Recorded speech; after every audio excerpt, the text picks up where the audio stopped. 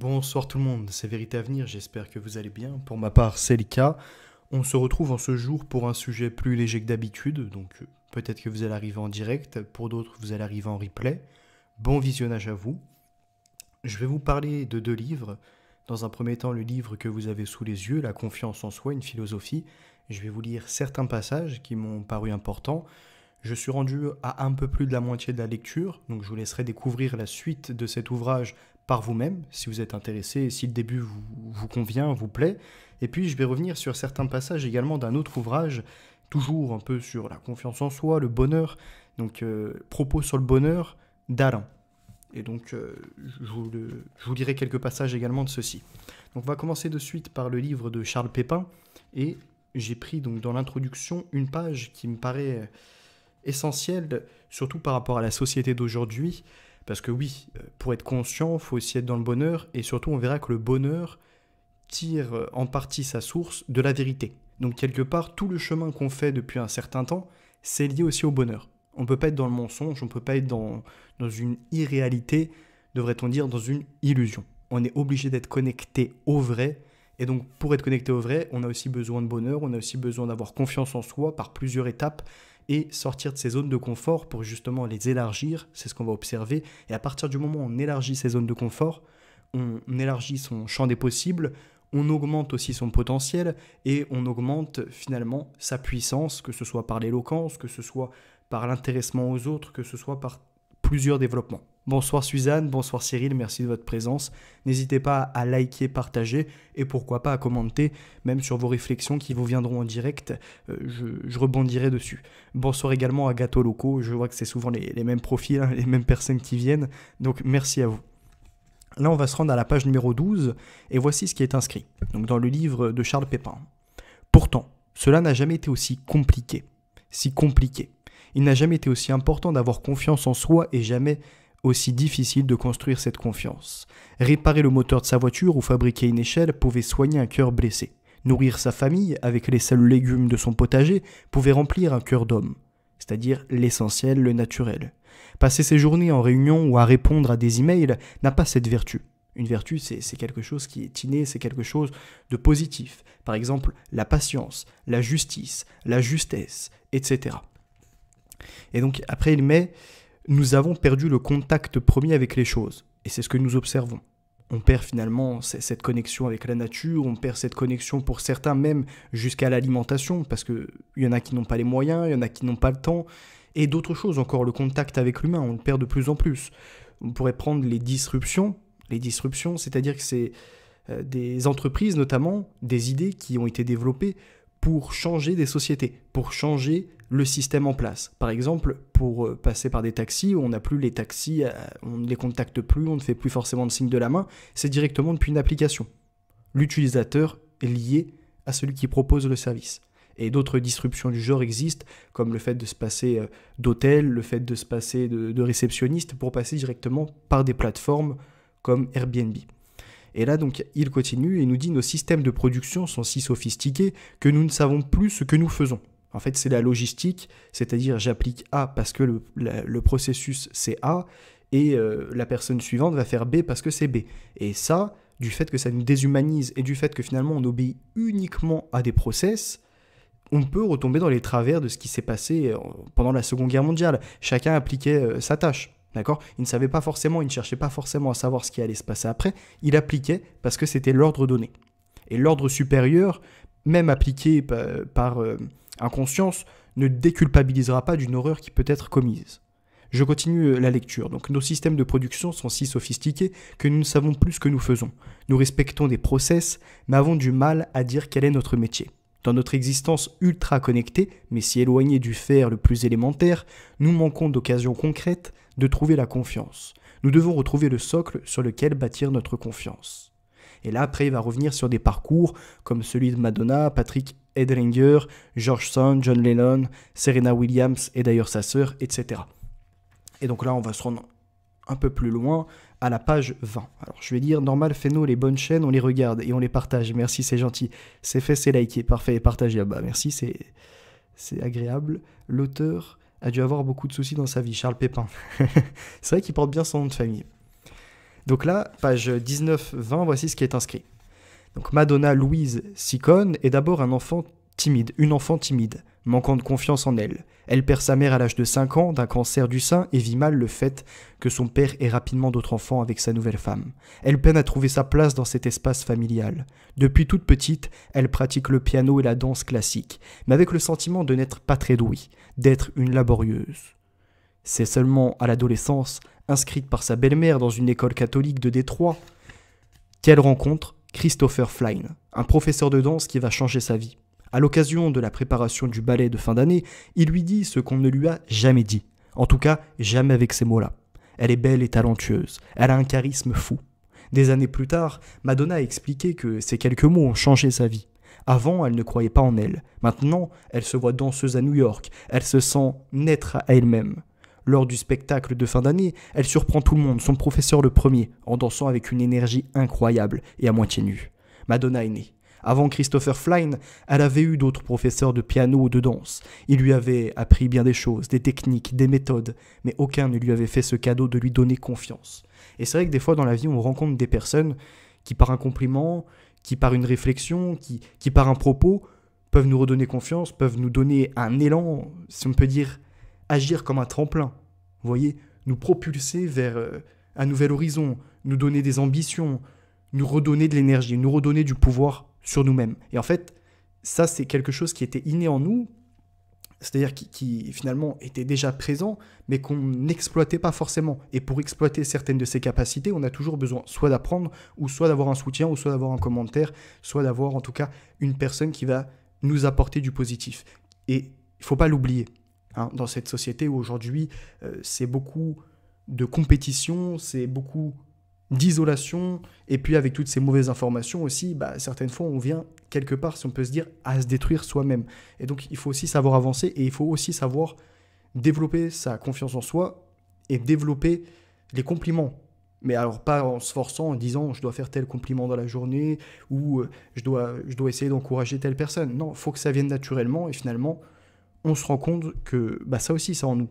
Mais que petit à petit, on le fait disparaître parce qu'on aime bien, pour certains, être dans le jugement, pour d'autres dans la critique, même si les deux peuvent être liés, mais c'est différent, le jugement et la critique, avec la morale, etc. Et du coup, certaines fois, on vient à se diviser. Et je pense que ça, c'est une mauvaise chose. Et on peut avancer, et ça, c'est du positif, et c'est aussi ça qui change le monde. Parce que le monde d'aujourd'hui, ce qui fait partie du nouvel ordre mondial, c'est pas seulement tout ce qui est dénoncé depuis X temps, que ce soit sur Internet, par des auteurs, par des conférenciers ou par des journalistes. C'est aussi le monde qui a changé parce qu'il y a de moins en moins de valeurs, il y a de moins en moins d'honneur, il y a de moins en moins de principes. Donc c'est à nous de remettre ces principes, cet honneur, ces valeurs au centre de la société, celles qu'on doit construire et celles qui doivent se perpétuer. C'est très important.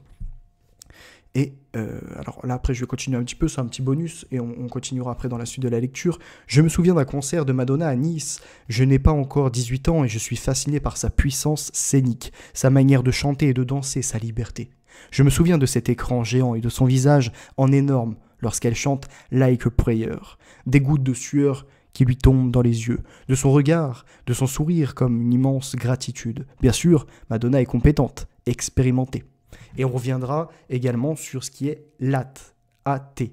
Pas les athées, non, A-T, qui signifie en fait attention, temps. Et avec l'attention dans le temps, si on a une certaine attention à ce qu'on fait, si on a des ambitions, si on a un certain intérêt pour ce qu'on fait, et en fait on peut se développer et on peut devenir expert au moins dans un domaine ou dans plusieurs. Et pour être expert, selon eux, il faut 10 000 heures. 10 000 heures, non pas de travail acharné, mais finalement de prise de plaisir, d'apprentissage. Madonna est un enfant de la matrice. Elle a vécu... Oui, tout à fait. Mais là, ce qui est cité, plutôt, moi, je dirais pas forcément que Madonna, en effet, c'est un profil à suivre. Ce que je dis, je lis en tout cas ce qui est inscrit et ce que je ressens au travers de cette écriture. Pour moi, ce livre est franchement très bien écrit. Il nous explique qu'une personne... Alors là, il prend l'exemple de Madonna avec son professeur, Christopher Flynn. Mais nous, dans notre vie, ça peut être pareil.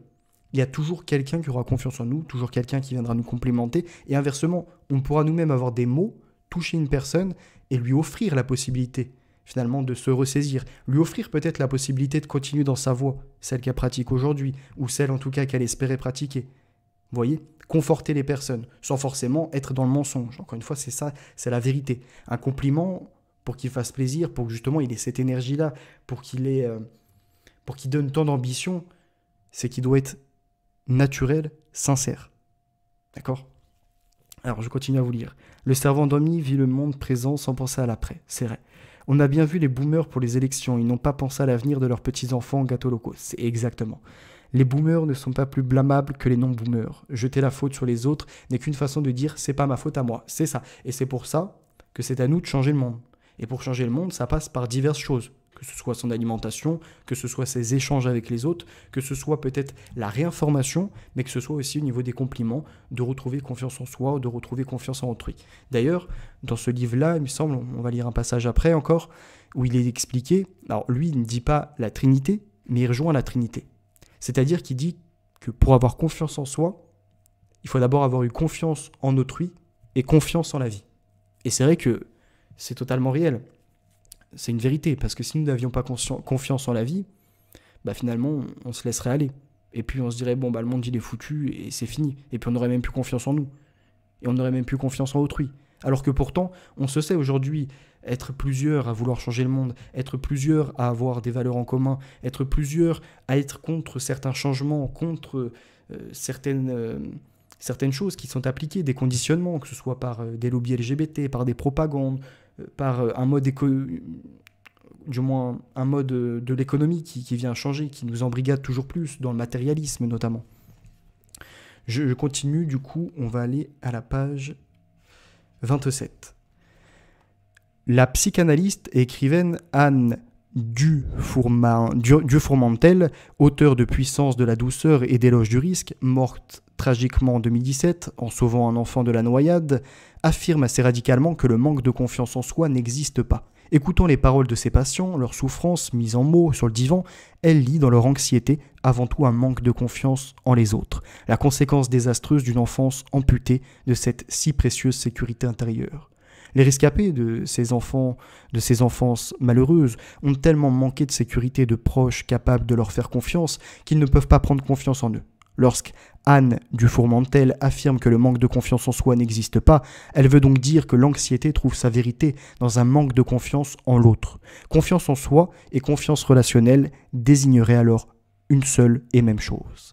C'est ce qui illustre aussi le cas des paranoïaques. Ils n'ont confiance ni en eux, ni en les autres. Et ça, c'est important. Aujourd'hui, on le voit.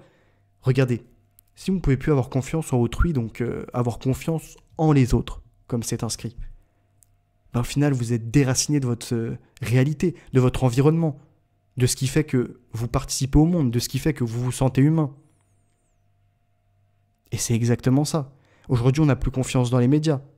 Donc déjà, c'est-à-dire qu'on est déconnecté d'un quatrième contre-pouvoir, celui qui normalement est censé nous informer, qui est censé émettre une certaine opposition face à des politiques qui peuvent être menées, face à des corruptions, face à des faits de société qui devraient nous scandaliser, nous rassembler.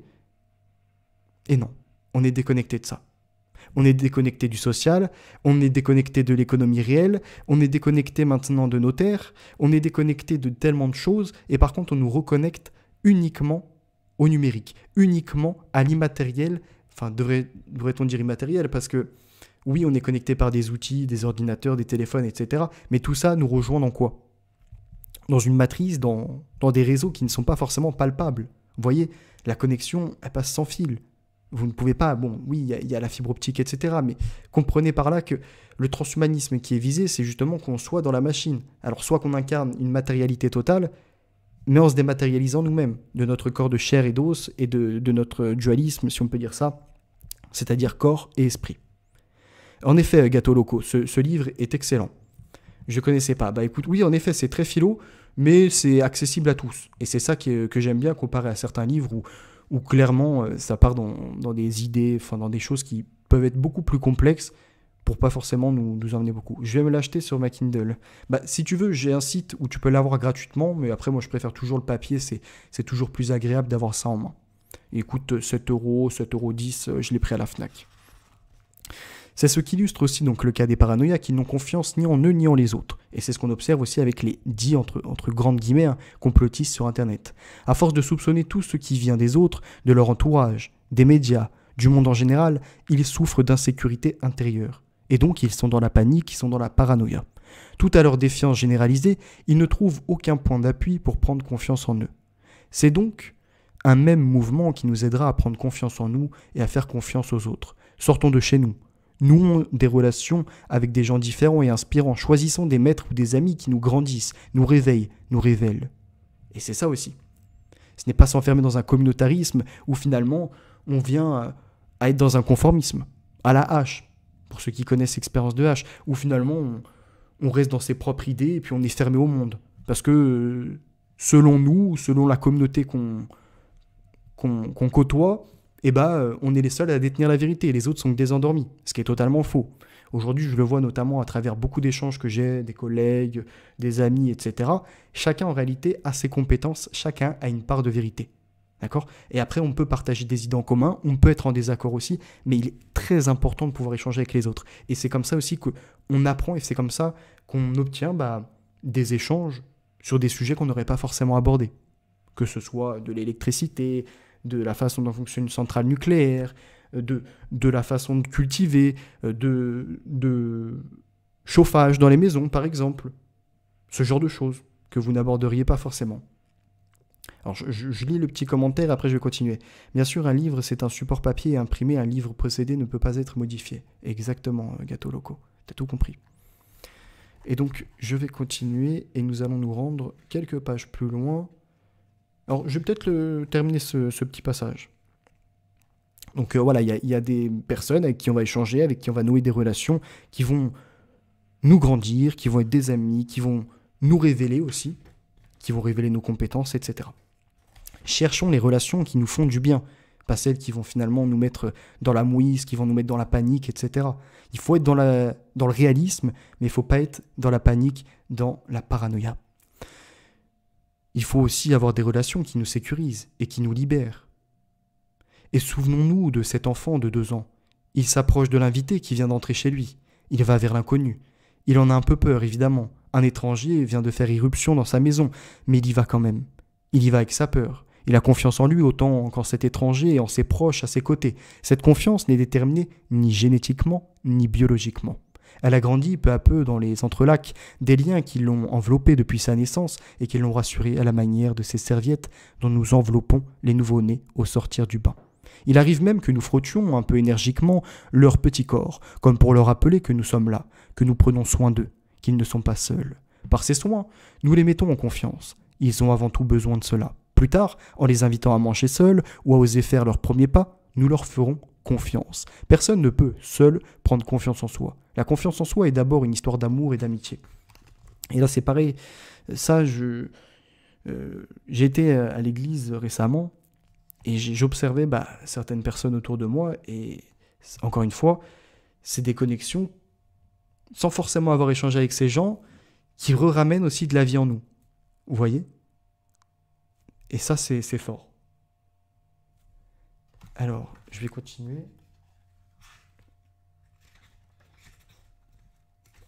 Donc là, je vais aller à la page 35.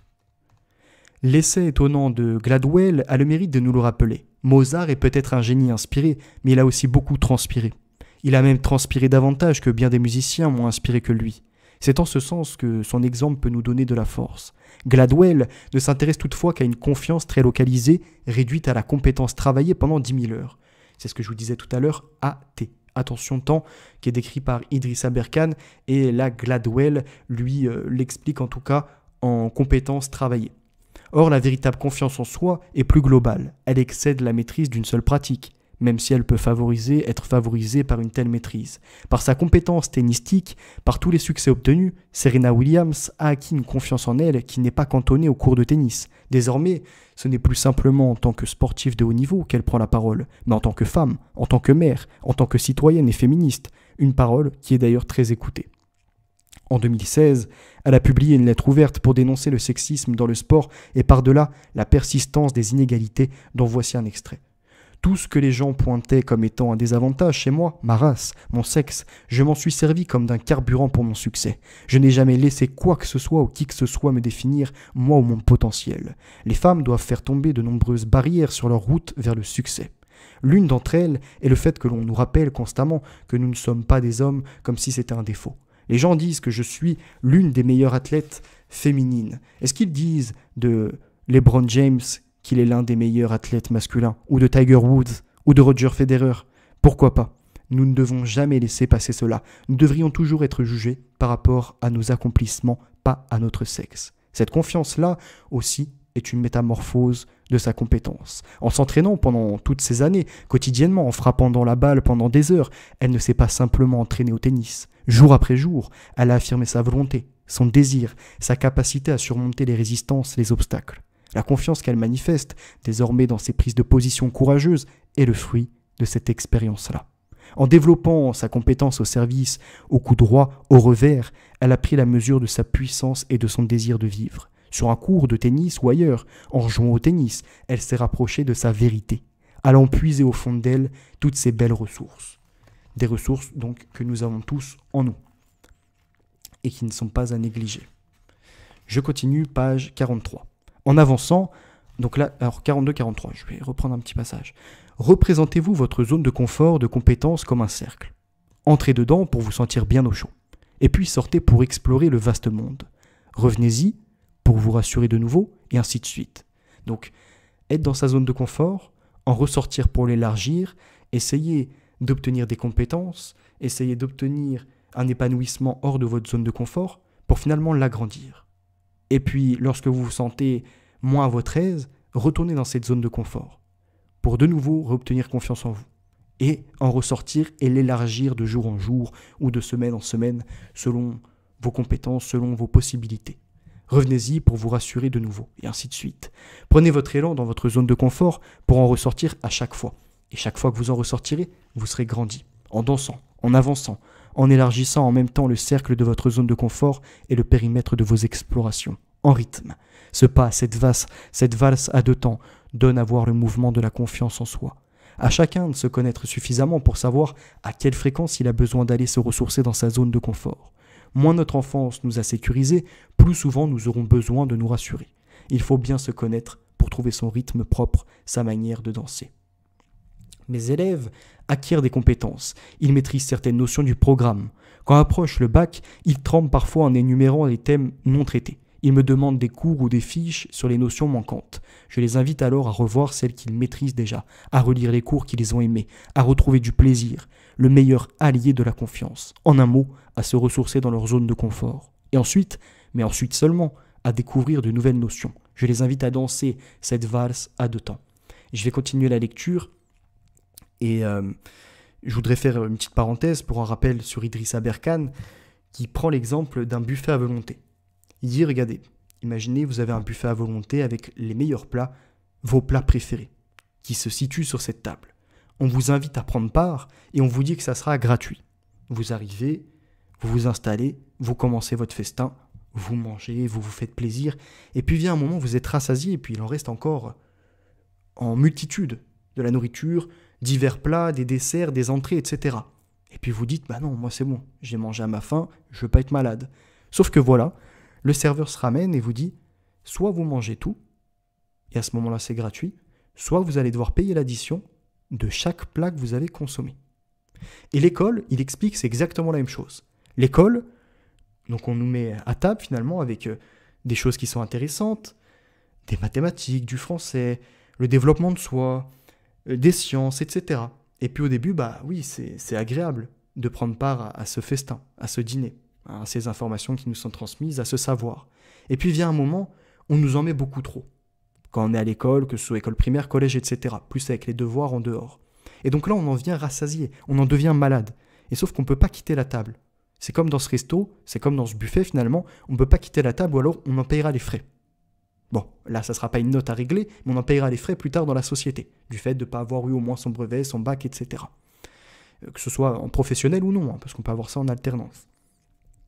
Et donc, ce qui explique Idrissa Berkane à travers ça, c'est que finalement, il faudrait peut-être revoir l'éducation. Non pas, dès le plus jeune âge, laisser le choix à chacun et puis dire, bon, ça te plaît pas, hop, t'arrêtes tous les cours et tu fais par exemple que des mathématiques parce que ça te plaît. Non, parce qu'il faut, encore une fois, s'intéresser aux choses aussi qui peuvent être complexes en dehors de notre zone de confort. Mais il ne faut pas en être gavé. On n'est pas des oies. Je vais continuer la lecture.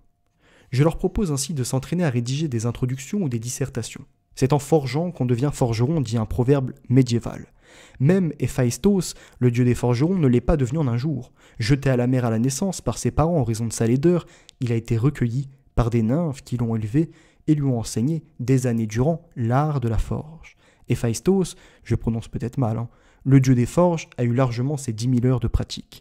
Je leur demande donc de s'entraîner tout en les mettant en garde contre une logique de stricte compétence.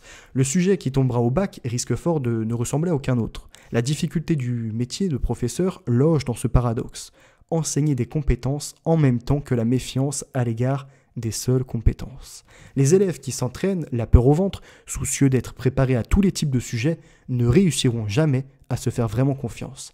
Ils développeront des compétences qui leur apporteront quelques réussites scolaires, mais ils continueront à manquer de confiance en eux et trébucheront un jour ou l'autre.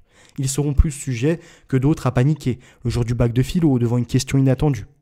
Ils font trop confiance à leurs compétences, pas assez à eux-mêmes. Encore une fois, la confiance en soi. J'avance dans le livre, donc je vous passe certains passages qui sont tout aussi importants, mais voilà, qui ne m'ont pas forcément paru des plus essentiels. Héphaïstos, dieu des forges ou forgeron des dieux. Alors là, en tout cas, de ce qui est inscrit, c'est, ce serait dieu des forges, donc je pense. Après, je peux me tromper. En tout cas, c'est lié au forgeron. Donc page 51. C'est souvent parmi eux que l'on trouve ces professeurs humiliants. Alors oui, ça c'est pas mal. Page 50-51. Donc là, on a des professeurs aussi qui aiment bien faire preuve de pouvoir et surtout qui, certaines fois, donc comme au travail, où on peut avoir des chefs, etc., qui ont un complexe d'infériorité.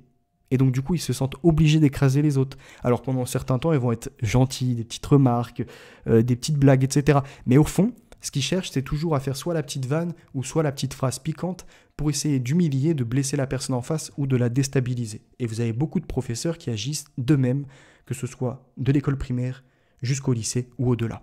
Et donc voici ce qui est inscrit à la page 50-51. Les grands professeurs vous propulsent dans l'aventure de l'existence. Ils vous donnent des armes pour oser être vous-même. Bien souvent, on sent qu'ils ont parcouru un chemin analogue. Eux aussi sont devenus eux-mêmes au contact des savoirs ou des auteurs qui les enseignent désormais. Ils sont à l'opposé de ces consciencieux, semblables à l'anti-héros moqué par Nietzsche, devenus enseignants par peur de la vie, par manque de confiance en eux. Anciens élèves appliqués, ils sont passés de l'autre côté du bureau. Mais se sont-ils écoutés? Qu'ont-ils appris sur eux? Savent-ils ce que leur attitude d'élèves obéissants disait de leur rapport au monde? C'est souvent parmi eux que l'on trouve ces professeurs humiliant leurs élèves au moindre manquement à la règle, au moindre manque de sérieux, abîmant au bic rouge leur confiance en eux. Donc par des remarques au bic rouge, comme par exemple pas assez performant, ou d'autres remarques qui peuvent être encore plus désobligeantes, encore plus impactantes, eh ben, ils font perdre confiance au niveau des enfants en eux-mêmes. Et maintenant, ils mettent carrément des sortes de smileys. Vous voyez, c'est tellement la décadence aujourd'hui que maintenant ils mettent des smileys avec des codes couleurs, etc. Continuons. Quand je repense à mes deux professeurs, je me souviens aussi qu'ils avaient l'audace de dire des choses simples, qui pouvaient me sembler simplistes. Je le comprendrai plus tard. Là où d'autres camouflent le peu de choses qu'ils ont à dire sous un jargon prétentieux, eux savaient dire de manière simple des choses très complexes. Ce qu'est la philosophie, la sagesse finalement. Oser de tels énoncés, c'est oser s'écouter. Il n'y a pas de meilleure façon de donner à un collégien, un lycéen ou un étudiant l'envie de s'écouter que de lui montrer cette vertu en acte. Je ne vois pas ce que l'école pourrait enseigner de plus beau. Écoutez vos professeurs, ils vont vous apprendre à vous écouter. Combien ont regretté, et je dois en faire partie, d'avoir été peut-être un peu trop irrespectueux ou du moins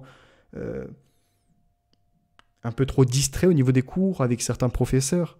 Et puis avec du recul, on se dit en fait, ce professeur-là, non seulement était sympathique, mais avait beaucoup à m'amener, avait de fortes capacités à m'amener à développer ses compétences. Continuons. Réussir à s'écouter n'est toutefois pas aisé. Pour y arriver, il faut déjà arrêter de se soumettre aux vérités admises. Et donc là, c'est pareil, ça sort du conformisme. Parce que savoir s'écouter, c'est aussi ça aujourd'hui. C'est je reçois une information, par exemple, on me parle de Covid, on me parle de vaccin, est-ce que je dois foncer la tête baissée ou est-ce que d'abord je dois écouter mon intérieur, ma réflexion, finalement ma conscience, qui me dit, est-ce qu'il est judicieux de se faire vacciner? Est-ce qu'il est judicieux de se battre peut-être dans la vie avec d'autres pour obtenir peut-être 100, 200 euros de plus? Est-ce qu'il est judicieux de porter des jugements et d'humilier une personne, par exemple? Tout ceci. Ce qui ramène finalement la sagesse. Alors non pas qu'on soit parfait, on est des êtres humains, donc on a tous nos petits défauts, on a tous les petits obstacles de la vie, on trébuche certaines fois, mais on sait se relever. Et c'est ça qui est important. C'est savoir se remettre en réflexion, savoir évoluer et savoir s'écouter. Et je pense que le savoir s'écouter aujourd'hui s'efface de plus en plus par un conformisme finalement et faire comme les autres. C'est-à-dire qu'il y a une mode, on doit faire pareil. Il y a une façon de penser, on ne doit pas penser différemment. Parce que sinon on va être catégorisé de complotiste, de droitard, de ci, de ça.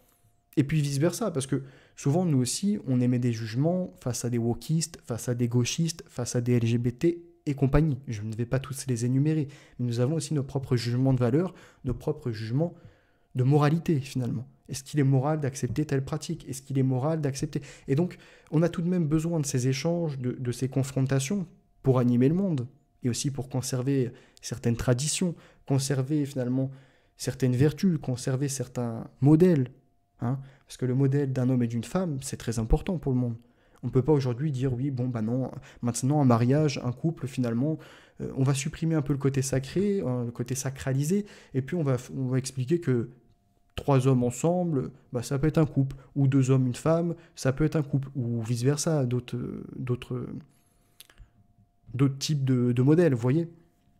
Et là, je prends le modèle, en tout cas, d'un couple, mais on peut prendre aussi le modèle familial, avec l'éducation des enfants. On a de plus en plus de parents qui sont séparés, pour X ou Y raison, que ce soit entendable ou non d'ailleurs. Mais, encore une fois, bah, ces enfants qui grandissent, ils grandissent dans des situations différentes. Et donc, ils appréhendent le monde d'une autre façon. Et donc, est-ce qu'ils vont perpétuer ou non ce qu'ils observent? C'est-à-dire, par exemple, le fait de vivre séparément, au niveau de leurs parents, en garde alternée ou non d'ailleurs, ça dépend aussi de ce qui s'est passé ou d'avoir subi des choses graves, est-ce que ça peut finalement les perdre aussi? C'est-à-dire se dire finalement, est-ce que la vie, est-ce que le modèle traditionnel doit être conservé? Est-ce que Adam et Ève finalement est un exemple? Voyez-vous? Est-ce que l'homme et la femme doivent faire une seule chair? Ou est-ce que finalement, vient un moment dans la vie, on peut être séparés, on peut reconstruire? Vient un moment dans la vie où... en fait, maintenant, on n'est même plus obligé d'avoir ce système-là, cette pensée-là. Et vous voyez, c'est complexe, mais encore une fois, c'est le monde d'aujourd'hui. Et on n'a pas forcément la réponse à apporter aujourd'hui.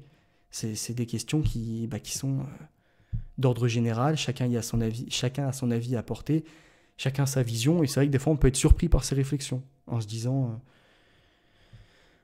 des choses. Continuons. Celui qui avance, qu'ici on a toujours fait comme ça, pour refuser la discussion, abandonne lui aussi toute possibilité de s'écouter. Ah oui, ça c'est important. Alors écoutez ça. Donc réussir à s'écouter n'est toutefois pas aisé. Pour y arriver, il faut déjà arrêter de se soumettre aux vérités admises. Néanmoins, il faut aussi savoir qu'il y a des vérités qui sont ineffaçables, qui sont inéluctables, parce que on ne peut pas aller contre. Elles sont là et c'est comme ça. C'est l'ordre naturel, si on peut dire. Si ces vérités viennent de la religion ou de la tradition, elles peuvent être débattues, réinterrogées librement, ce qui est aujourd'hui le cas. Quelqu'un qui répéterait sans le questionner ce qu'une éducation religieuse lui a appris de Dieu ne pourra pas s'écouter. Parce qu'il ne faut pas que ce soit un dogmatisme, il ne faut pas que ce soit un sectarisme, comme ce qu'on disait tout à l'heure. Et au niveau du dit complotisme, que je mets dans des grandes guillemets, mais qui en tout cas est alimenté par des loups divergents, par des Maximus, par des pom-pom, etc., je pense que ces gens-là, du coup, ils ne savent plus forcément écouter l'opposition. Ils ne savent plus écouter eux-mêmes leur propre voix interne. Quand je dis leur propre voix interne, c'est leur petite conscience, c'est aussi cette confiance en soi. La conscience, la confiance. Vous voyez, c'est au niveau de la sonorité, ça sonne quasiment pareil. Confiance, conscience. Quelqu'un qui répéterait donc sans le questionner ce qu'une éducation religieuse lui a appris de Dieu ne pourra pas s'écouter. Il ne pourra jamais savoir s'il y croit ou pas. Celui qui avance qu'ici on a toujours fait comme ça pour refuser la discussion abandonne lui aussi toute possibilité de s'écouter. C'est pour ça qu'il faut être fort dans l'argumentation. C'est pour ça qu'il faut développer l'éloquence. Et c'est quelque chose qui en plus vient vous enrichir, vous amener du vocabulaire. Alors certaines fois vous allez douter, vous allez vous dire attends, c'est quelle définition déjà pour ce mot? Parce que là, je l'emploie tellement souvent, mais est-ce qu'au final, il a encore du sens dans les phrases que je constitue? Voyez. Il se soumet à la vérité de la tradition comme d'autres se soumettent à celle de la religion. Il vénère trop le passé pour se faire vraiment confiance. Il ne conçoit pas que ce qui éclot en lui, ici et maintenant, puisse avoir valeur d'autorité. Encore une fois, c'est ça, il faut s'écouter et se dire qu'aussi on a des compétences de pouvoir réfléchir par nous-mêmes et de pouvoir proposer de grandes choses. Peut-être que ces choses ont été pensées, parce qu'après tout, si on regarde le monde, aujourd'hui on est quasiment 8 milliards sur Terre, je pense que chaque pensée qu'on peut émettre a déjà été pensée par quelqu'un d'autre, que ce soit dans le présent ou dans le passé. Mais cette pensée est quand même attachée à nous-mêmes, à notre personnalité, à notre façon de voir les choses. Alors je lis Gâteau Locaux qui nous dit « Aujourd'hui, ils n'ont plus besoin ni de l'homme ni de la femme pour fabriquer une nouvelle vie. Des gamètes leur suffisent. » Tout à fait, des gamètes, un laboratoire, des scientistes. Et il me semble que j'ai un petit passage sur ça où les scientistes ont remplacé ceux qui en tout cas avaient une petite foi en la science. D'accord? Parce que les scientistes, eux, c'est vraiment comme si c'était une religion. La science, entre guillemets, est une religion. Alors que la science n'est pas forcément à écouter sur tous les tableaux. Bonsoir Mirror of the Soul. Je continue. Donc là, 53, 54. Le seul philosophe à avoir pris au sérieux la question de la confiance en soi est Ralph Waldo Emerson, un auteur américain né au début du 19e siècle. Dans La confiance en soi, court texte publié en 1841 et figurant parmi ses essais, il semble dresser le portrait de ce médecin de l'avant. Je cite « Il est facile, étant dans le monde, de vivre selon l'opinion du monde. Il est facile, dans la solitude, de vivre selon la nôtre. Mais il a de la grandeur, celui qui, au milieu de la foule, garde avec une suavité parfaite l'indépendance de sa solitude. » En clair, au sein même d'une foule, et donc ça pourrait reprendre les travaux de Gustave Le Bon, hein. D'ailleurs, ce qui est étrange, alors attendez, on a dit c'est écrit quand? 1841, oui, c'est écrit un peu avant Gustave Le Bon. Gustave Le Bon, c'est 1895, qui nous explique la psychologie des foules, où lorsqu'il y a des manifestations, par exemple, on peut être pris dans une foule et dépassé par, finalement, les sensations qu'on peut obtenir dans cette foule, par un orateur, par quelqu'un finalement qui va être assez éloquent, avec des mots simples, encore une fois, pour dire des choses, des revendications, et emmener les gens, que ce soit dans une colère, que ce soit dans d'autres revendications qu'ils ne pensaient pas forcément, et dépasser leurs limites.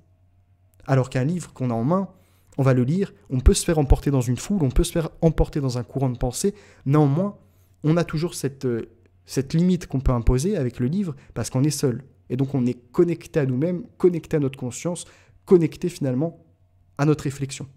Alors que lorsqu'on est dans une foule, on est dans un conformisme un peu plus. Et donc c'est pour ça que c'est beau ce qu'il écrit, ce que cette personne écrit, hein. C'est justement que finalement, il est facile dans la solitude de vivre selon la nôtre, il est facile de vivre selon l'opinion du monde, mais par contre, il a de la grandeur. Celui qui, au milieu de la foule, garde avec une suavité parfaite l'indépendance de sa solitude. Donc, qui garde finalement ses réflexions, qui sait limiter ses sensations, qui sait limiter ses émotions, si on peut dire ça comme ça. Toujours avoir la maîtrise de soi. Même au milieu de la foule, celui qui a confiance en lui sait encore s'écouter comme s'il était au calme, seul avec lui-même. Le médecin de guerre expérimenté, le médecin urgentiste, font preuve de cette grandeur dont parle Emerson. Ils prennent les bonnes décisions parce qu'ils gardent cette forme d'indépendance, cette faculté de présence à soi au cœur du tumulte. Je cite « L'homme, complète Emerson, devrait apprendre à détecter et à observer cette lueur qui, de l'intérieur, traverse son esprit comme un éclair, plus qu'il ne prête attention à l'éclat qui brille au firmament des bardes et des sages. » Fin de citation. Parvenir à s'écouter ne va pas de soi. Cela s'apprend notamment grâce à des rituels qui sont autant de rendez-vous avec soi. Les rituels nous aident à nous mettre à distance des hystéries de l'époque ou du rythme effréné de notre vie. Combien aujourd'hui agissent par hystérie? Combien aujourd'hui vous allez en avoir qui vont être insultants, méprisants, qui vont être prêts à faire tout et n'importe quoi, par exemple pour de l'argent, mais qui ne vont jamais savoir ce qu'au fond ils ressentent, ce qu'au fond ils pensent, parce qu'ils sont conditionnés. Et donc, ce que lui nomme rituel, c'est en tout cas ce qu'on pourrait dire avoir ces moments, retrouver des moments. Et là, il me semble, après il va en parler, oui, il va en parler juste après, En lisant ça, récemment, l'ayant vécu, je peux vous dire que c'est puissant, au niveau notamment de la messe, où c'est aussi se reconnecter à une certaine réalité, ou même avec des échanges avec des collègues qui parlent de sujets qui sont beaucoup plus terre-à-terre, si on peut dire ça comme ça, qui parlent de leur petite famille, qui parlent de ce qu'ils ont fait le week-end, etc. Et qui sortent aussi de ce combat pour changer le monde que l'on a peut-être tous, ou peut-être que j'ai à titre individuel sur certaines choses, et qui nous mettent dans des pensées en tout cas beaucoup plus complexes. Et on ne peut pas vivre comme ça tous les jours avec une pensée hyper complexe. Parce que le monde ne se transformera pas du jour au lendemain et ne se transformera pas par une seule personne. Il se transformera avec la volonté de tous et surtout avec la volonté de notre Créateur. Pour ceux qui sont croyants, bien évidemment. Pour les autres, je vous respecte aussi. Donc voici ce qui est inscrit. Donc les rituels nous aident à nous mettre à distance des hystéries de l'époque ou du rythme effréné de notre vie. Ça permet aussi en effet de décélérer, par rapport à cette vie aujourd'hui qui est toujours plus dynamique, où on veut gagner toujours plus de temps. On a des transports aujourd'hui qui sont rapides, des transports en commun, des voitures, des avions, etc. Et bien malgré qu'on gagne tout ce temps-là, il y a des gens qui ne parviennent même pas aujourd'hui à se faire leur propre nourriture, à se faire ne serait-ce qu'un plat, un minimum mijoté, un minimum cuisiné, avec des épices, revenus, sa petite entrée, son petit plat, son dessert, tout ça préparé. Non, les gens, pour la plupart, c'est du préparé, c'est des pizzas au micro-ondes ou au four, c'est des plats qui sont déjà en fait, qui sont industriels et donc qui dedans ont des adjuvants, des additifs qui vont venir impacter leur santé. Et puis il n'y a plus ce plaisir de la créativité, parce qu'encore une fois, quand on est en train de cuisiner, on est dans la créativité. On coupe des légumes, des fruits, on a des couleurs, on est dans l'activité, on est dans l'action. Je continue donc. Il nous aide à nous retrouver. S'allonger 2 fois par semaine sur un divan de psychanalyste, courir 3 fois par semaine, pratiquer régulièrement la méditation, le Shin-Taido ou le yoga, faire Shabbat le vendredi, aller à la messe le dimanche, etc. Donc là, après, c'est des exemples, évidemment, qu'on n'est pas obligé de faire ça. Mais par exemple, on peut se retrouver soit déjà en conservant une certaine condition physique, un peu de sport, aller courir pour son cardio, faire un peu de musculation, ou à la rigueur, ceux qui font du jardinage, ceux qui vont peut-être faire des réparations le week-end, etc. Après, il y a tout ce qui est, donc là, après lui, ce qu'il nomme au niveau de psychanalyste, sur le divan de psychanalyste, là, c'est pareil, on peut peut-être avoir un ami, quelqu'un de sa famille, un proche, etc., à qui on peut se confier, et à qui, inversement, cette personne pourra se confier à nous aussi. Vous voyez, c'est l'échange, et c'est se retrouver aussi sur ses sensations, sur ses émotions. Après, il y a les Shin-Taido ou le yoga, bon, tout ça, c'est des pratiques, pareil, que vous pouvez faire, mais différemment. Par exemple, vous retrouvez les automassages, ce genre de choses. Ça fait du bien aussi pour le corps, pour la digestion, pour relaxer certains muscles, etc. Et finalement, c'est retrouver sa santé, c'est retrouver du bien-être. Et à partir du moment où vous êtes dans la santé, dans le bien-être, vous pouvez donc mieux construire pour demain. Vous pouvez finalement mieux vous développer, vous épanouir. Et puis derrière, il y a également des possibilités qui vont s'ouvrir à vous, des rencontres qui vont s'ouvrir à vous également. Et puis la messe, par exemple, c'est aussi retrouver cette capacité-là à se connecter finalement à son âme, si on peut dire, parce que l'âme et la conscience étant immatérielles, on a bien besoin à un moment ou à un autre de nous y reconnecter. Et puis, avec tout ceci également, lorsqu'on va à la messe, c'est justement retrouver ces gens. En fait, c'est comme une sorte de communion, si on peut dire ça. C'est en tout cas une harmonie avec des gens de divers horizons qui n'ont peut-être pas du tout les mêmes idées politiques, peut-être pas les mêmes modes de vie que nous, mais on se retrouve tous à un moment, tous là pour écouter la parole. Et puis dans les églises, vous avez toujours des familles qui viennent, donc vous avez toujours un gamin qui va gueuler, etc. Mais qui va peut-être déranger un peu la messe sur le moment, mais c'est aussi ça la vie.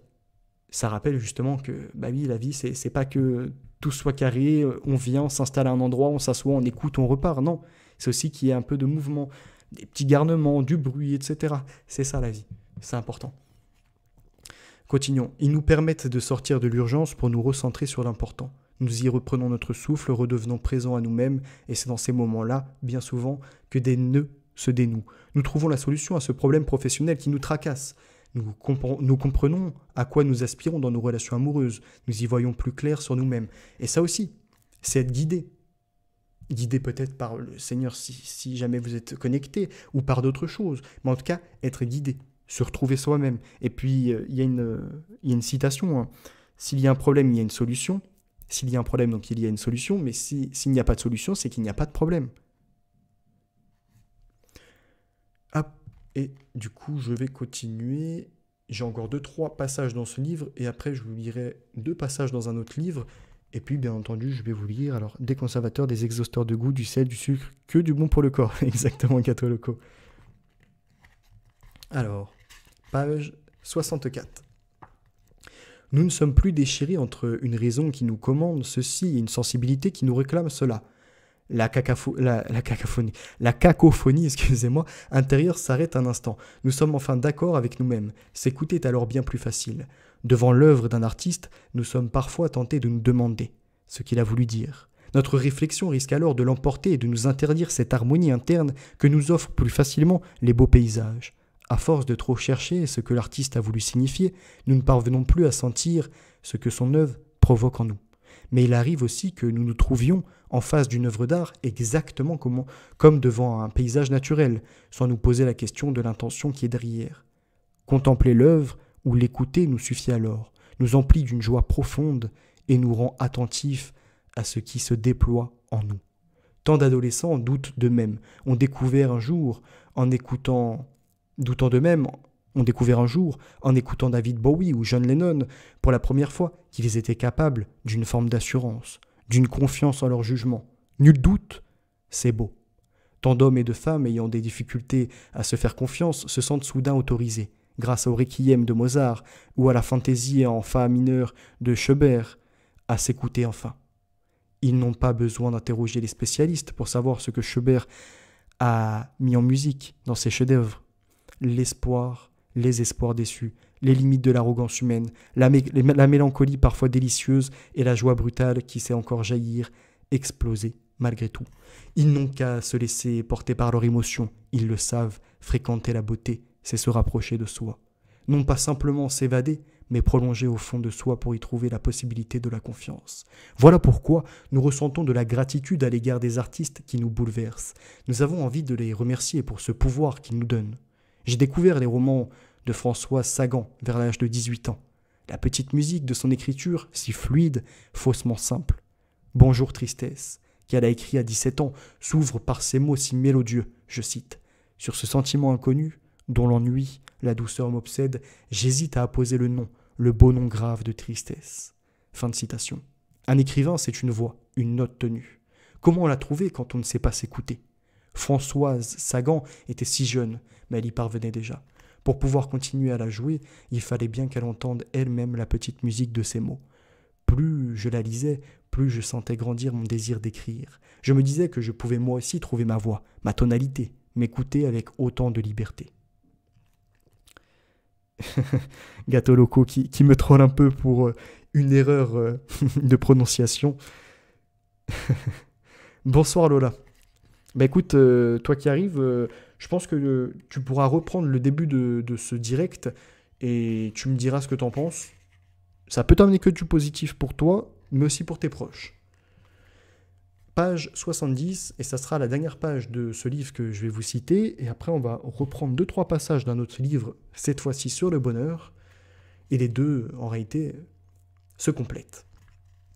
L'alpiniste Patrick Edlinger est un sportif de l'extrême autant qu'un esthète.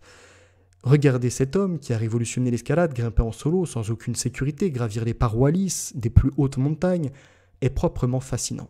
Dans le documentaire qui lui est consacré, La vie au bout des doigts, ce qui est impressionnant, d'abord, est sa maîtrise technique, sa compétence pure, d'autant plus visible qu'il grimpe sans équipement, simplement vêtu d'un short de toile, d'un marcel et d'une petite réserve de talc accrochée dans son dos. Ses gestes sont si parfaits qu'il semble ne faire aucun effort, notamment dans les moments de changement de prise, lorsque le poids de son corps passe d'une main à l'autre. Lorsqu'il lance sa main dans son dos pour la plonger dans le talc, il est au-dessus du vide, simplement retenu par son autre main, plus exactement par le bout des doigts. En découvrant son mode de vie, il habitait dans une roulotte perdue au cœur de paysages sublimes. Et en l'écoutant répondre aux interviews, nous comprenons la place centrale qu'occupait sa préparation, la contemplation de la nature. Et là, c'est un autre point très important de ce bouquin sur la confiance en soi. La confiance en soi, c'est donc la confiance en autrui, la confiance en la vie. Et ça s'acquiert par diverses choses. Ça s'acquiert notamment aussi par le fait qu'on sort de ses zones de confort, mais aussi par la contemplation de la nature, par la beauté de la nature, naturelle, que beaucoup semblent oublier, que beaucoup ont délaissé, parce qu'ils préfèrent être en ville, À côté, il y a des magasins, il y a des sorties, il y a des restaurants, oui.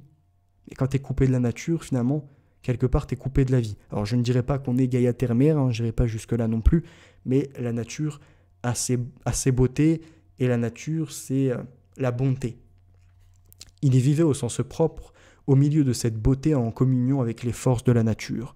Le temps qu'il ne passait pas à s'entraîner, à se muscler ou à s'assouplir, il le passait absorbé par le bleu du ciel, la souveraineté des sommets ou l'arrogante simplicité des cimes, dans un dialogue ininterrompu avec la beauté du monde. Où puise-t-il sa confiance à l'heure de partir seul, sans cordée ni assurance, pour une ascension ultra risquée? À l'évidence, il se fie à sa compétence, à son expérience, mais il fait aussi confiance à la nature elle-même, à cette beauté qui lui donne tant de force et l'accompagne au jour le jour. Il est in fine impossible de dissocier la confiance que lui donne son immense compétence de celle qu'il trouve au-delà de lui, dans les éléments naturels, dans l'équilibre même du monde, dont la beauté est l'indice, peut-être même la preuve. Son exemple est riche d'enseignements pour nous tous, même si nous n'escaladons pas à main nue les plus hauts sommets du monde, il nous dit que le fait de compter au maximum sur soi en développant son talent le plus possible n'empêche pas de compter sur quelque chose de plus grand que soi. Alors certains, le plus grand que soi, ça va être Dieu. D'autres, ça va être la nature. D'autres, ça va être un ami, de la famille, etc. Mais encore une fois, c'est ce qu'on voyait tout à l'heure, c'est finalement le contact avec les autres, le contact avec son environnement qui est très important, et justement ne pas se séparer de tout ça parce que sinon c'est se séparer de la vie. Il nous dit qu'il y a derrière la confiance en soi une confiance plus obscure, plus secrète, mais aussi plus profonde en autre chose que soi. Il nous dit que nous pouvons nous laisser inspirer par la beauté. Elle peut être le meilleur des guides. Fin de citation pour ce livre, et je vais vous prendre juste 2-3 passages du livre que je vous ai dit, Propos sur le bonheur. Alors là, celui-ci, j'ai lu une 50aine de pages, donc là je vais vous lire 2-3 pages. Rapidement, je regarde. Purée, tu m'as donné envie de lire ce bouquin, histoire de préciser mes pensées sur ces sujets. Merci Féno. Gâteau Loco, c'est moi qui te remercie pour ce commentaire. Au moins, cette lecture n'aura pas servi à rien. Et je pense que c'est l'un des rares livres, vraiment, que j'ai lu et qui est si bien écrit que finalement, on le lit de façon très fluide. Et en plus, il est inspirant. Il est inspirant, et après, à la suite de ça, dans la deuxième partie, enfin ce que je nomme la deuxième partie parce qu'il y a plusieurs chapitres, il y a des conseils un peu à appliquer aussi, et il y a un livre que j'ai lu et que je relis actuellement, qui fait environ 400 pages, et qui est donc un livre d'André Comte-Sponville, Petit traité des grandes vertus. Et les vertus dedans, comme je vous disais, vous avez de la tempérance jusqu'à la prudence, jusqu'au pardon, jusqu'à la fidélité, la politesse, évidemment ça c'est la première des vertus si on peut dire, et toutes ces vertus, donc finalement, la bonne foi, la douceur, la simplicité, etc., nous emmènent à une vertu universelle qu'on ne peut en réalité décrire comme ça, mais qui est l'amour. Parce que l'amour, ça ne peut pas forcément être décrit avec quelques mots, mais ça peut être décrit en vertu. Parce que dans l'amour, il y a la justice. Dans l'amour, il y a la tempérance. Il y a le pardon. Il y a la fidélité, etc. Et je vais pas tout énumérer pour ce soir. Mais ce sont donc 2 livres très enrichissants, et le troisième que je lis actuellement. Par contre, celui-ci, Propos sur le bonheur, Alain, le début un peu long, après bon, ça va passer au passage de ce qu'il écrivait, parce qu'en fait c'est une personne qui comment dirais-je, écrivait des articles, si on peut dire ça, en tout cas dans la dépêche de Normandie, et je ne sais plus où. Et donc là, on va aller à la page numéro 17. Souvent pourtant, la forme lui déplaît. C'est que, coupés de leur surgissement quotidien, réunis thématiquement, les propos risquent de perdre l'essentiel de ce que leur conféraient les conditions de leur rédaction originelle. Ils y perdent d'abord leur singularité, donnant l'impression de s'organiser dans un ensemble. Ils semblent se rapprocher, pour revenir à notre recueil, d'un traité sur le bonheur qu'Alain n'eût jamais rédigé de la sorte. Focalisé sur la question du bonheur, le lecteur même court le risque de manquer ce à quoi ouvre réellement tel ou tel propos. Surtout, à ne plus surgir à la suite de propos consacrés à toute autre chose. Chacun y perd aussi cette capacité de révéler, dans la succession apparemment chaotique des textes quotidiens, l'unité, moins de la doctrine que d'une certaine attitude dont chaque propos est une figure, un geste exploratoire, un essai de former une pensée au contact de l'expérience sensible ou du bruissement de notre vie commune. À quoi sert en effet d'écrire? Et c'est là où ça m'a inspiré aussi, parce que, ayant écrit, alors certes au niveau du livre, j'ai plutôt repris une grande majorité de mes lectures, de passages qui m'ont semblé importants, qui m'ont semblé éloquents, qui m'ont semblé parlants en tout cas, et que j'ai assemblé dans un ordre chronologique. Mais j'ai aussi ajouté de ma plume à certains passages, et le tome 2, je le rédige actuellement, par rapport à Nom de code Nouvel Ordre Mondial. J'ai vu qu'il y en a quelques-uns entre-temps qui se l'ont procuré sur Amazon, donc c'est toujours plaisant qu'il y en ait qui viennent à le lire et puis qui ajoutent des commentaires. Et donc je suis sur le tome 2, alors qui prend un peu plus de temps que prévu parce que je suis aussi avec le travail, pris avec des amis, avec la lecture à côté, donc pas forcément connecté tout le temps sur l'écriture, ou du moins la rédaction en tout cas de ce tome 2. Néanmoins, il verra le jour, peut-être pas cette année forcément, mais il prendra peut-être un peu de retard. Et puis, dans un même temps, j'écrirai donc le tome 3, qui sera entièrement rédigé de ma main, et qui reviendra également sur les solutions à apporter à tout ceci. Et je pense en effet que la conscience qui fait partie du tome 1, que j'ai mis dans le préambule, et que j'ai mis dans le chapitre 1 quelque part, parce que pour moi, la conscience, c'est des plus primordiales, d'accord ? Je ne pouvais pas parler d'âme, parce que l'âme, c'est quelque chose qu'on ne peut expliquer, mais l'âme, c'est quelque chose d'immuable, qui ne peut pas bouger. Chacun a sa propre âme attitrée. Après, il en fait ce qu'il veut, si on peut dire ça comme ça. Soit il l'entretient, en tout cas, soit il entretient sa pureté, ou soit au contraire, il vient la noircir. Mais ça, je ne pouvais pas en parler. Par contre, la conscience, on peut en parler. Parce que la conscience, c'est quelque chose qui se développe. Donc je vais continuer par rapport à l'écriture. Alors, Gatoloco qui me dit l'amour, c'est la vie. Alors, les 7 vertus capitales. Alors, il y a plus que 7 vertus, hein, là, dans le petit traité des grandes vertus. Mais en effet, oui, il y a une histoire de 7 vertus capitales. Après, mettre un nombre, je ne sais pas. En tout cas, oui, il y a des vertus qui sont essentielles, ne serait-ce que la miséricorde, par exemple, ne serait-ce que d'avoir aussi le bonheur. Le bonheur est une vertu, quelque part. Ou encore l'amour. On a dit on ne peut pas vraiment la citer comme une vertu, quoique... quelque part, c'est ça, la douceur, ou encore la prudence, par exemple. L'autre jour, je lisais quelque chose, pareil, hein, dans un petit traité des grandes vertus, sur la prudence. Et la prudence, c'est vrai que, finalement, c'est aussi s'interroger sur son futur. C'est aussi ne pas s'engager comme ça, tête baissée. Savoir s'écouter. Donc, c'est lié à la confiance. Et c'est lié à la conscience. Perso, je suis amoureux de la nature, plantes, animaux, insectes, minéraux, ça me passionne et m'hypnotise. C'est merveilleux. À titre individuel, avant tout ça, ça ne m'intéressait pas. Quand j'étais plus jeune, que faire de tout ça ? Franchement, ça me passait par-dessus. Et puis, en grandissant, on élargit finalement son champ de vision, on élargit son prisme, et on s'intéresse à diverses choses, et on commence à essayer de mettre la main à la pâte, à apprendre, ne serait-ce qu'au niveau des graines déjà, comment ça fonctionne. Alors, heureusement, on avait des cours de SVT, hein, de sciences vie de la Terre, qui nous apprenaient comment une plante se développe, la biodiversité, et compagnie, le cycle un peu de la vie quelque part. Mais c'est des choses qui viennent à être oubliées, des choses qui viennent à être laissées de côté, parce que certaines fois on se retrouve dans des situations, on ne peut pas forcément faire pousser la moindre plante. Alors oui, on a quelques plantes en intérieur, mais ça reste pas du domaine de l'agriculture, si on peut dire ça comme ça.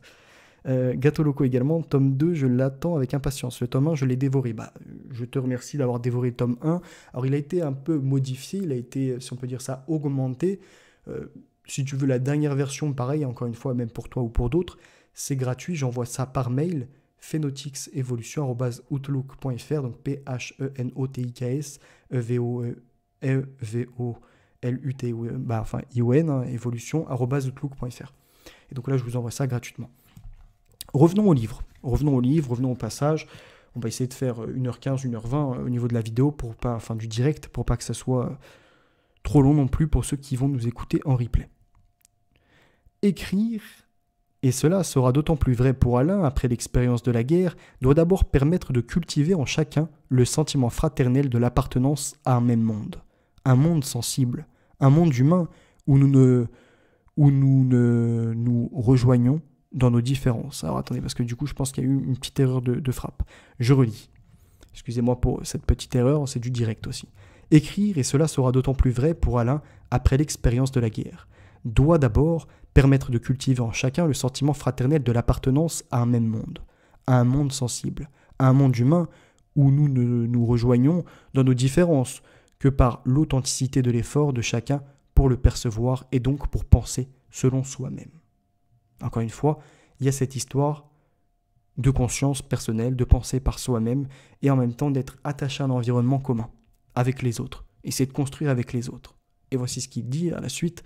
Cet effort même est une expérience de bonheur, tant il est vrai, comme le disait Aristote, que les plaisirs sont les signes des puissances. Et que, comme le disait Spinoza, Éthique 3.2, la joie signifie, je cite, le passage de l'homme d'une moindre à une plus grande perfection.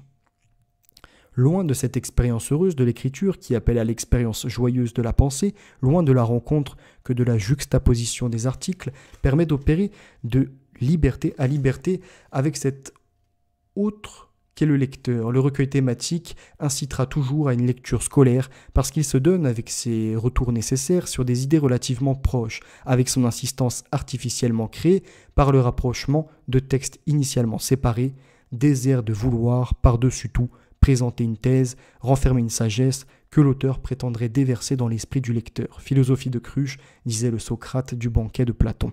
Se ramener au développement d'idées générales. Or, l'idée générale est rarement l'essentiel chez Alain. Elle est souvent un point de départ, un des matériaux qui vont nourrir le geste de l'écriture et faire, pourvu qu'on la ranime, de ce geste un geste créateur. Ce que l'on pense à l'avance est mis à l'épreuve d'une expérience de récréation qui vise à ce bonheur d'écriture où surgit une formule, une phrase, une idée qui s'impose d'elle-même.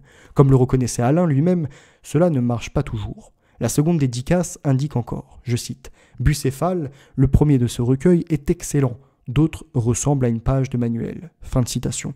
Mais il y ressemble parfois d'autant plus qu'on les rassemble et qui disparaît l'évidence du geste exploratoire. Relever l'entrefilet au niveau de la métaphysique, le genre littéraire du propos. Donc après, ils reviennent dans sa dédicace, etc. Ça ne va pas nous intéresser. On va aller à la page 25.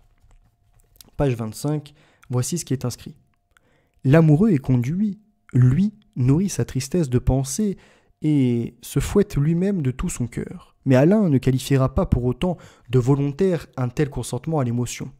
De même, le terme de caractère ne renverra qu'à la folie de l'humeur jurée, et non à l'autre sens du mot, qui désigne en français précisément la faculté chez un homme de se résister à soi-même, de ne pas suivre son personnage.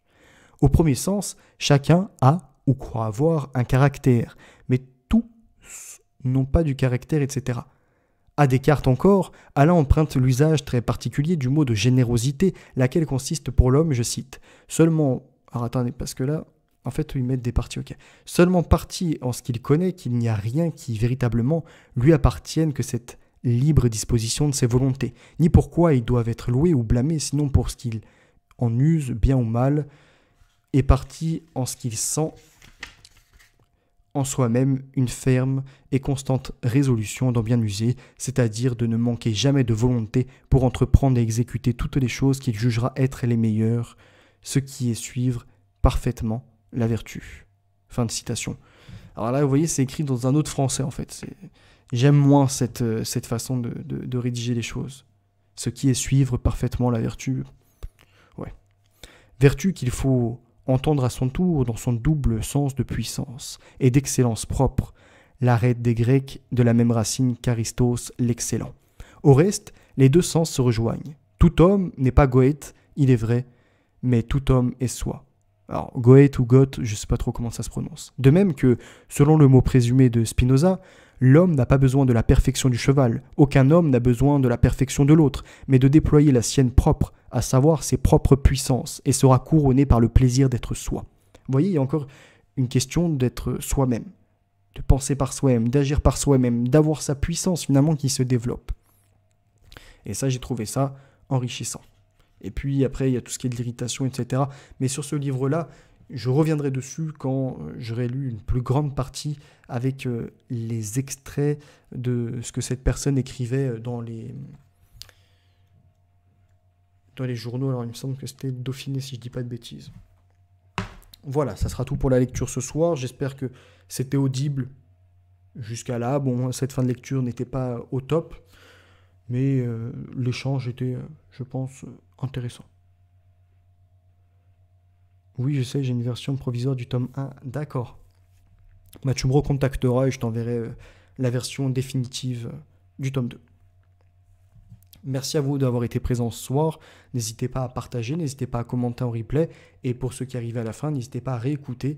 Encore une fois, ça peut vous amener des réflexions, ça peut vous amener donc des pensées. Et puis vous donner peut-être envie d'acquérir cet ouvrage et d'autres ouvrages dont on parle de temps en temps.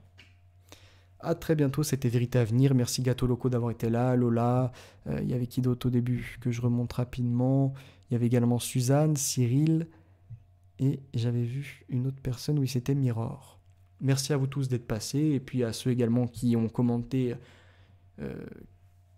ce direct, qui l'ont un peu animé avec moi.